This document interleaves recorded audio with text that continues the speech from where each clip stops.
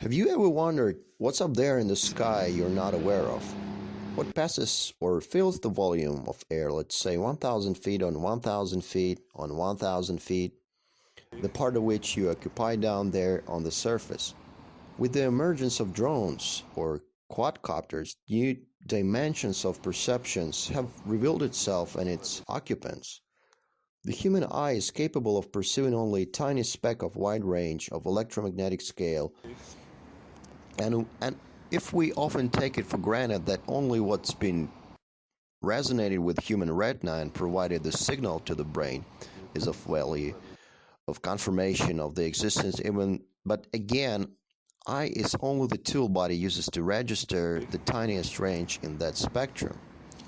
What if, on the other hand, plenty of entities are aware of that and utilize any range except those between 380 to 700 nanometers that we are capable of? That would be quite logical if you would want to stay undetected. In addition to that comes the sound range perception of roughly 20 to 20 kilohertz we are normally capable to detect.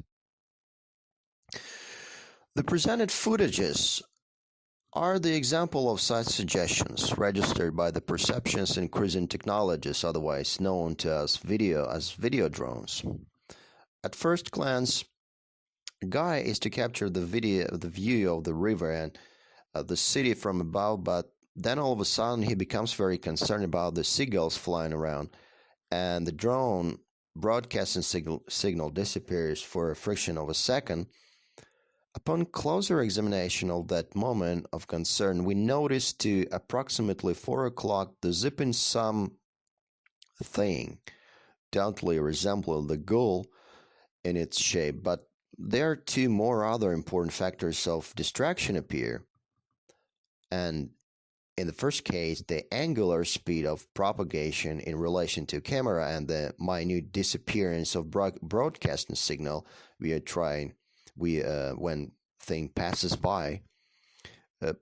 By reducing the speed from 0.5 to 0.25, we notice the whitish road-like thing that appeared from the back dot, possibly the portal, and accelerated along the slope of a hill. From this, we are able to calculate the approximate speed of our seagull that appear to be moving with speeds in the range between 600 to 800 kilometers per hour or 370 to 500 miles an hour, which is far too fast for a seagull or to pretend to be one, considering the fact that the fastest bird is the peregrine falcon and has the ability of reaching 242 miles an hour. The second time camera captured these two birdies from the closer distance when they propelled above the water surface along the pier with an approximate speed of 300 kilometers per hour, also cutting the sound feed in those frames. As it's been mentioned about, the broadcasting signal is gone for a fraction, the thing appeared in the frame.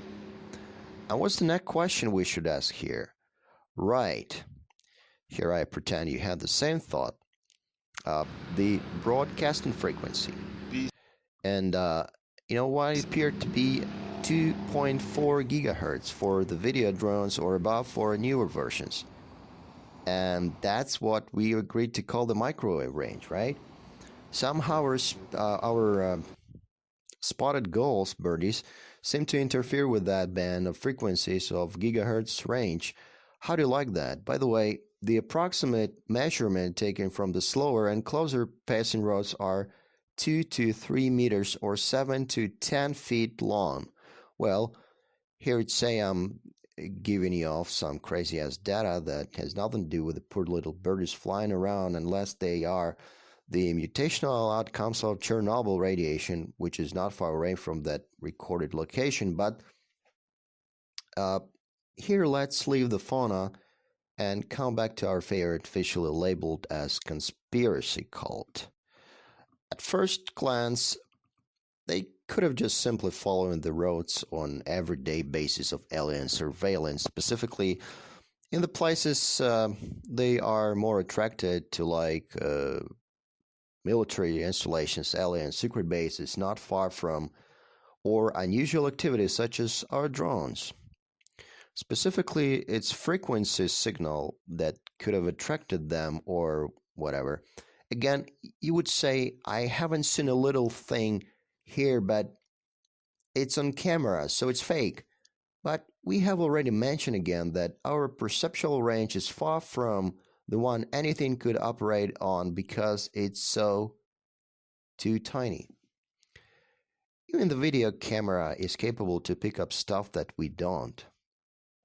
From this point on, we should consider the idea that we are being monitored by the drones tech far beyond what we humans have or considered to be advanced.